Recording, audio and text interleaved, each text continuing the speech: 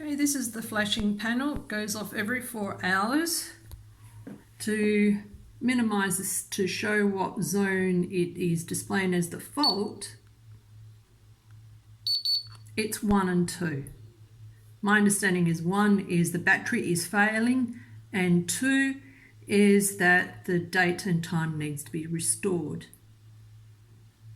This is today, the 24th of July. This was noted on Sunday with the consistent beeping from Sunday evening right through to today. We would like this resolved.